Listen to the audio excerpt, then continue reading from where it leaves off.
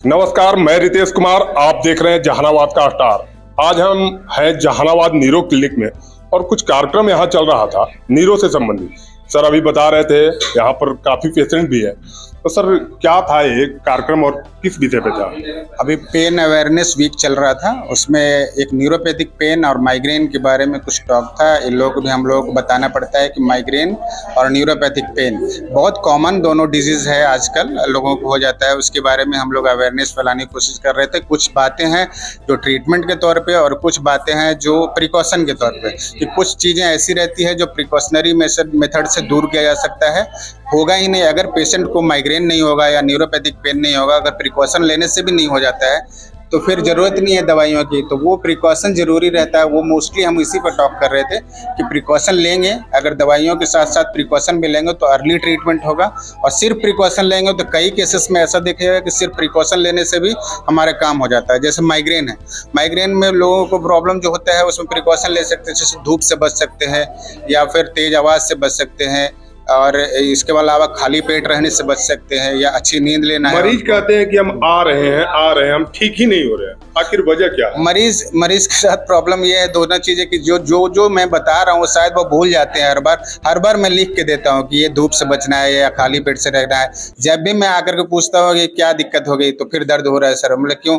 आपने ये प्रिकॉशन लिया था? वो लिया तो था सर, बल्कि हमें फास्टिंग लगाना पड़ा, पूजा पाठ करना पड़ा, उसके चक्कर में हमने फिर वही फास्टिंग कर लिया, तो उसके चलते बढ़ जाता है। तो मैं उनसे यही आग्रह करूंगा कि जो मैं प्रिकॉशन बता रहा हूँ उससे रिलेटेड, माइग्रेन से रिलेटेड लेंगे तो शायद ही दोबारा डॉक्टर के पास आने पड़े, अपने आप ट्रीट हो जाएंगे। और प्रिकॉशन लेने से अगर ट्रीटमेंट हो रहा है तो डॉक्टर के पास जाने की जरूरत नहीं, यहाँ आने की जरूरत नहीं है अगर बेहतर तरीके से इलाज और दवा का सेवन करे तो। बिल्कुल। लेकिन ऐसे दिखाया जाता है कि खासकर ज्यादातर ये प्रॉब्लम जो है महिलाओं में है। क्या माइग्रेन का ज़्यादातर प्रॉब्लम महिलाओं में ही होता है? उनको ज़्यादातर माइग्रेन जो हमने देखा हुआ है वो फीमेल्स में ही होते हैं, मेल में कम पाया जाता है। यूजुअली माइग्रेन जैसे आप अच्छी नींद नहीं लेना या समय पे टाइम पे सोना नहीं, या फिर सुबह सुबह फास्टिंग करते रहना, 11 बजे तक 1 बजे तक फास्टिंग करना, यूजुअली फीमेल्स ज़्यादा इसमें रहती है, इसलिए शायद कारण। सर ये जो माइग्रेन है ये मतलब जानलेवा भी है क्या?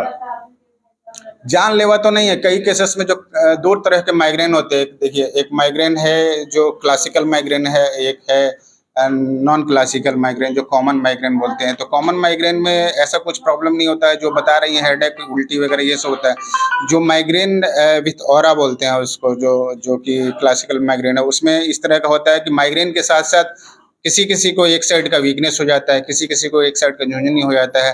तो उस केसेस में हमें यह देखना पड़ता है कि फिर कारण हमें ढूंढना पड़ता है, एमआरआई करके या सीटी स्कैन करा के, ऐसा क्यों हो रहा है। क्योंकि माइग्रेन के साथ साथ पेशेंट को कभी भी एक साइड का वीकनेस और एक साइड का ये नहीं होता है, तो फिर वो जांच करके देखना रहता है। यूजुअली 5% 3% केसेस में लोगों को लगता है कि पैरालिसिस भी एक साइड का मार होता है, तो ये बहुत कम केसेस है। लेकिन यूजुअली जो माइग्रेन के केसेस होते हैं उसमें इस तरह का जानलेवा नहीं। मतलब इलाज कराए तो उसका मतलब ध्यान रखे कि जो डॉक्टर के द्वारा बताया जा रहा है वो करे जरूर।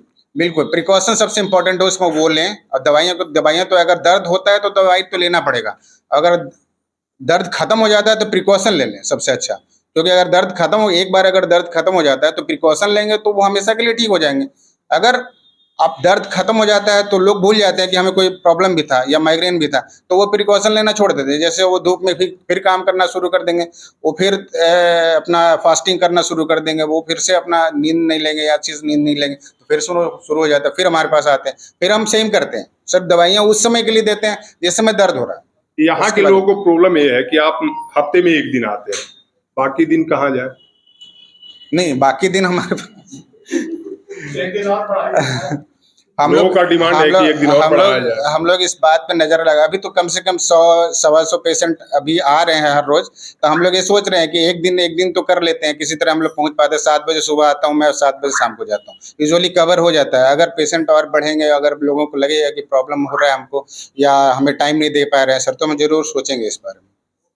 ये थे डॉक्टर साहब जो पटना से खास करके जहानाबाद के लोगों के लिए आते हैं, और हमने भी मांग की है कि 1 दिन और बढ़ाया जाए, क्योंकि पेशेंट की संख्या बढ़ती जा रही है।